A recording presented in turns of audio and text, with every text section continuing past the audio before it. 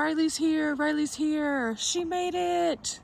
I left out the lights for her so she could find me, and she made it to the most epic campsite ever. This is gonna be fun. Riley made it to my most epic campsite ever. We're just trying to get her in to this spot over here. She looks good, she looks good, she's good, you're good. Okay, so now we're just trying to get her set up so she can be flat. I put my lights out. It's nice. This is the most magical sight I've seen in a bit. When I got here, it was gorgeous.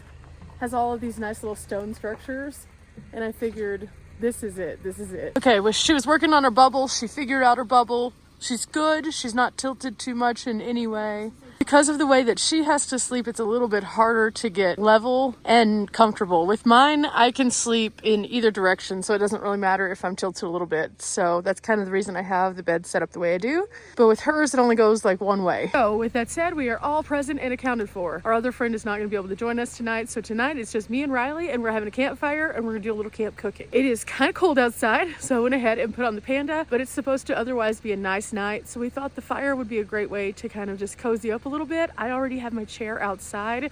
Riley's going to put hers out soon, and we're going to get to enjoying this evening. Now, this site is absolutely amazing. I love it. So beautiful. Riley's moving again. I have no idea why. Apparently, she was trying not to park me in. Okay, cool. I don't know if this is gonna work the same though with her tilt. This is what happens when you pull in later at night though. Sometimes it makes it a little bit harder, but she is working on getting set up. So as she's doing that, I'm about to get myself set in the van. I'm gonna do my cooking here. We're gonna have a pasta dinner, and it's gonna be delightful.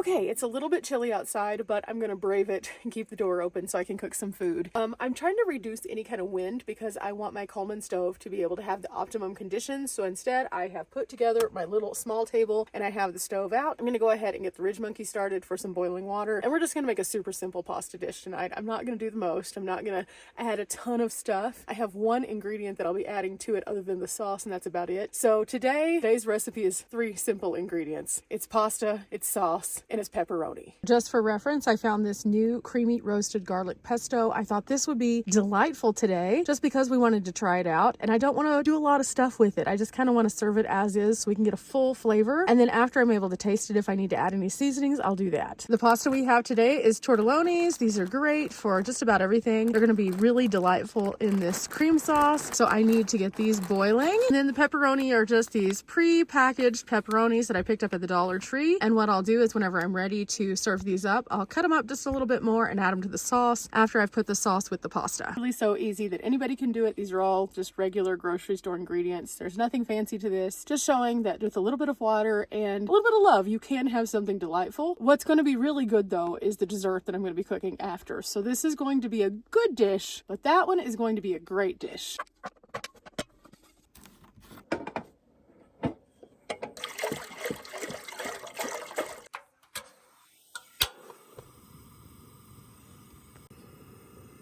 Now, I always start my pasta water with a little bit of salt in there, and then I wait until it gets warm. I pour the salt in, and then I let it kind of become one with the water before I put my pasta in. A lot of times this helps with overflowing, but also it really helps to like make that pasta water have a good flavor that cooks into tortellonis because they're a little pouch. So whenever the little pouch has just regular water, it kind of just swells up and is like, okay, ho-hum. But whenever you have that tiny little burst of the salt in there, what it does is it really brings out the flavor within the little tortelloni, so it makes it so much better. So just that tiny salt goes a long way. We're almost there. I can see some of the steam coming off the water. So I think I'm going to put in about half of this bag of tortelloni right now.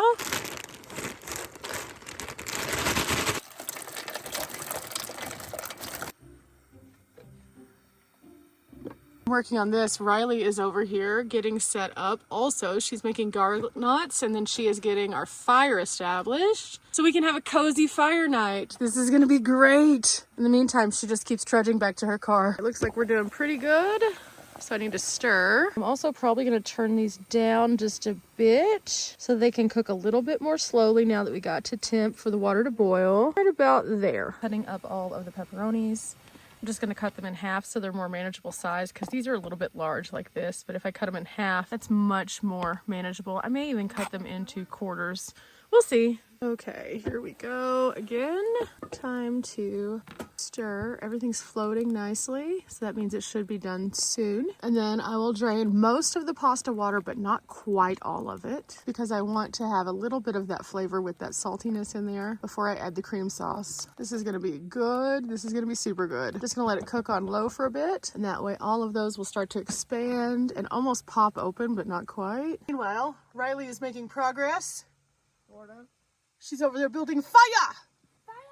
She is our fire master. You can do it. You can do it, Riley. I see there's smoke. You can do it. Trust that she can do it. She is the fire master. It's her responsibility to get this going, because she has been the most successful fire master we've had on our travels. Just saying. Normally, I am the one who is cooking and she's the one who's making our fire. And then sometimes we've had other people who have camped with us and things like that. And in those cases, like, it's a team effort, and usually they take over and build like a cabin or a teepee or something like that. But when it's me and Riley, Riley's definitely more successful with this for sure. She's become our fire master. We all have weird titles. I was the key master the other night. She is the fire master. She was successful. She is over there, guys. She did it. She did it. Riley just did me a solid and drained this because I had blocked myself in. So we have our little tortellinis. I'm gonna get one out. Yeah, they're squishy. They're falling apart. That's perfect. I'm gonna go ahead and put the pepperoni in to the Ridge Monkey, and then I'm going to pour the sauce in, and then I'll heat it all together with it closed, kind of rotating it, and then I'll add a few spices, and then I'll do the same thing if it needs it. We'll see. We'll see if it does. I'm not sure. I hope that this pasta sauce is flavorful enough that I don't have to do too much to it. At the same time, any store-bought sauce I normally end up kind of tweaking a little bit, especially when it's cream-based sauce, so we'll see. It doesn't smell bad. It smells very pesto, so it should be fine. And with the pepperoni, that'll really bring out the acidity of the pepperoni, so should be good. We'll see though. Oh, in we go. Ooh, that's a lot of sauce, but we're gonna make it work. Normally I would usually put some like spinach or something in this also, but I didn't have any tonight, and I just wanted to use up some of the things that we had to make this really nice dinner. So I'd normally do spinach and onion, but this is a lot easier for everyone, just to pour in a sauce, leave a little pasta water, have a little pepperoni, and you're done. So now we stir, and we stir some more, and we stir some more. Okay, back on we go. And I'm gonna pull it all the way down so it can slow simmer at minimum. Meantime, I do think I need to add a little bit of paprika to this, just for the sake of paprika, because that's a pepper. And then I'll probably add a tiny, tiny bit of garlic salt, just the slightest bit. So garlic salt first, and then I need to go over here to paprika. And in goes quite a bit of paprika, because I really like to use paprika in like a pesto because the pepperiness does really well with it. So that should be enough. The thing about me is I don't measure with measuring spoons on the road a lot of times unless I'm following an exact recipe. I measure with love. And so I kind of just know what it needs to look like. I know what it needs to smell like. And I kind of doctor it as I go. I just have a little flavor taste every so often, see if it needs anything, and then we add or subtract or offset or change.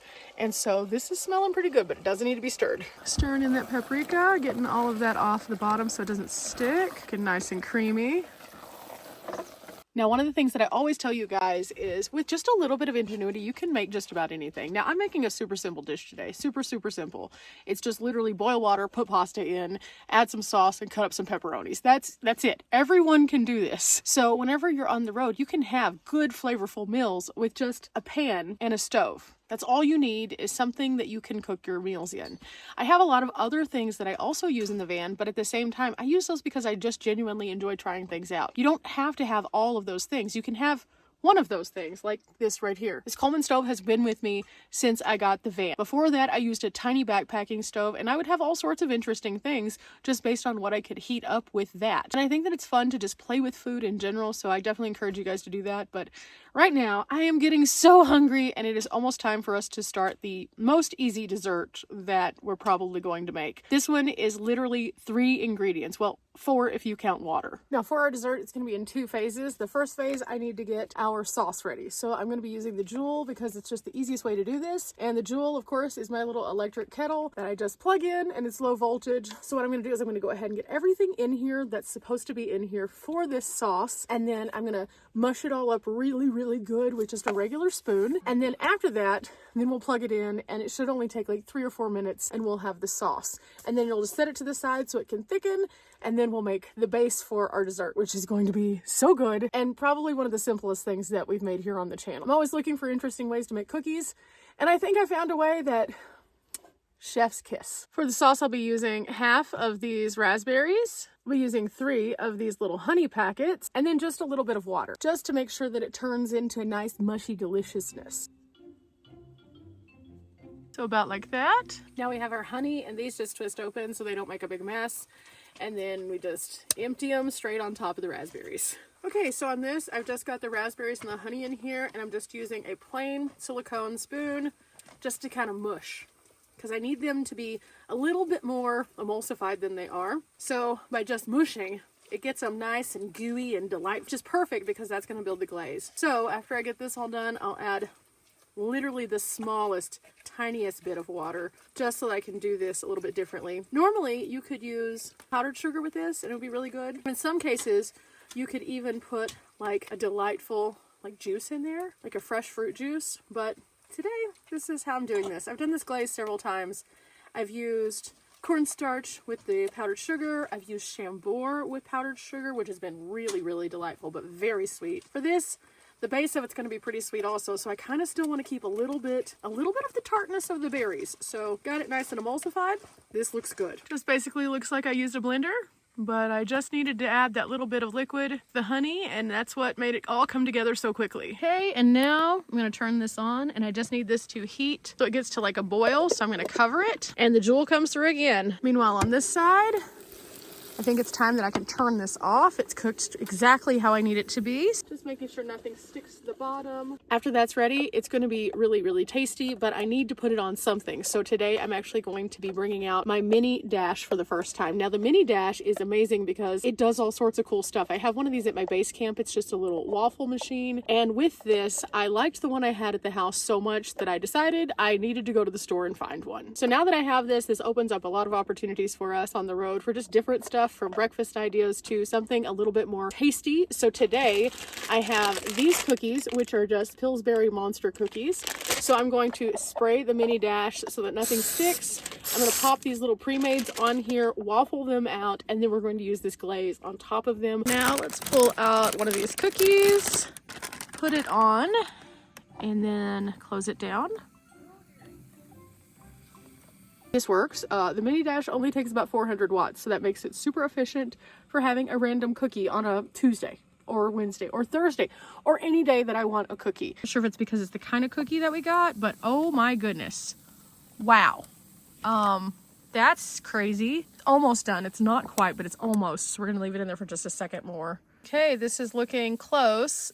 These are everything cookies though, because they're monster cookies, so the color is kind of mistaking doneness. It's definitely not done yet because it's just not. It's a darker colored cookie in general. I just don't want it to burn. That's the main thing. If it doesn't turn out, this is edible cookie dough. So we can have this just in little chunks and it'll be fine too. It just won't be quite the same experience, but we're working on see if this will actually cook in here. I hope it does. It should, but by getting the monster cookie, it's a different texture because the monster cookie has oats, peanuts, candy pieces, chocolate chips, and then peanut butter. So it's a pretty creamy cookie in the first place, and it's a different texture for sure. So we'll see. I probably should have gotten regular cookies, but at the same time we were like, ooh, those look good. Okay, it is cooking away over here. I think I'm gonna do 2 cookies each. The waffle cookies are ready. I had one that broke, so I just put it in the bottom of mine, but Riley's both look good. They have some of that glaze compote on it. So now I'm going to take this and pour it over mine. The goal is just to coat all that deliciousness so it can absorb all those flavors. Oh, it kind of works. There we go. It's kind of slow. There it goes. Okay, we have 2 very, very full, more whipped cream than I normally would, but it did freeze, so it gave us way more than I thought. But these are our dessert. And now we get to add garlic knots to our plate, and we are ready to go. Okay, with the garlic cheesy knots, we have dinner time. Okay, Riley is successful with the fire. We're about to be successful with our dinner, and this is gonna be a good night, a super good night. Cheers. Oh, really? I have one over I can't open it. I know, these are always stuck down more. Ouch. Oh! Cheers! Cheers. I didn't realize how hungry I was. Nice job. It's just that canned sauce. And if I were to do it again, I would definitely add spinach to it. Yeah. Okay. I need the pokey stick.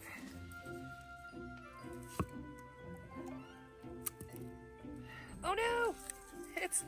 We're doing a turn. Clearly. Where's my second pokey stick? I didn't know you had more than one. Well, because these are really small. Oh no! Okay. Go back. Oh no, I totally accidentally ripped the whole thing apart. Woo, snacks. Snacks.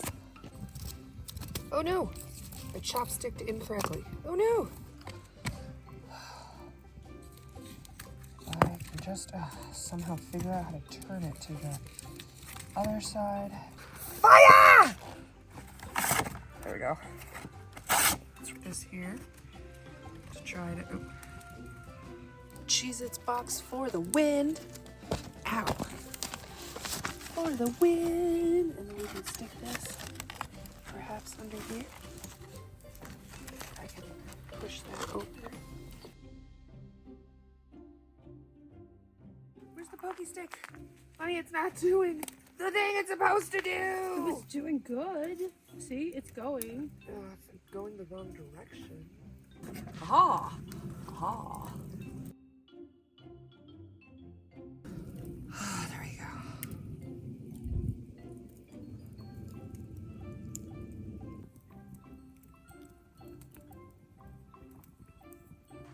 go. Okay, cool. Yeah.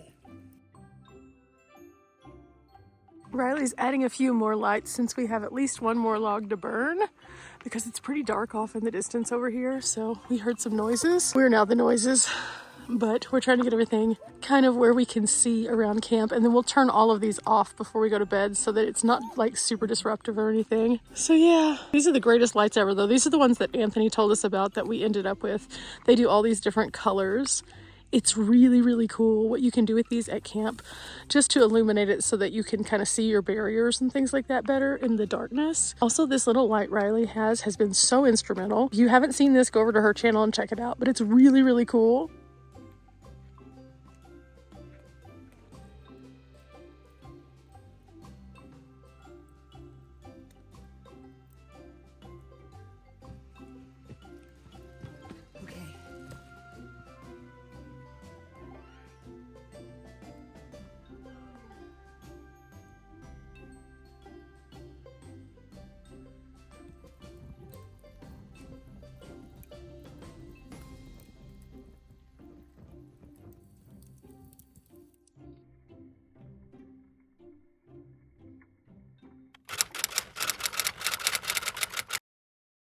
Well, I'm waking up this morning and I slept super, super well. It was so quiet. Now, last night we did have kind of a weird thing where we rushed off to kind of hide. We were sitting out by the campfire and then all of a sudden we heard something that sounded like a drone, and it was just kind of hovering, and that kind of seemed weird. There were a few outcomes that it could have been. It could have been a military thing, it could have been one of the traffic monitoring things, or it could have been somebody with a drone. In which case, Riley and I both opted that we did not feel comfortable with somebody just having a drone out here, like hovering that close to our campsite. So we quickly extinguished and drowned out our fire and moved inside. So that way, if it was somebody up to something nefarious, then we weren't just out there. Then I went to bed pretty quickly thereafter, and I was just so cozy. It got pretty cold last night, so I used my heating blanket below me, my 2 blankets on top. I wore the Panda, and I have to tell you, about halfway through the night, I just turned the heating blanket off because I got so cozy. So now it's time for a brand new day, and I need to get my life together. Yesterday was epic. I'm so happy I found this campsite, and I think it's going to be one that I mark on my list for later. Now, I've stopped kind of sharing some of my campsites because people trash them and do terrible things, so I'm going to keep this one for myself, but it's absolutely amazing. Perfect place to be, and I'm so happy that I found it. Remember, we're not here for a long time, but we are here for a good time. I'm going to get to waking up because my eyes are looking a little tired, but I have a big day ahead, and I'm going to take you guys with me for whatever happens. Till next time. Bye.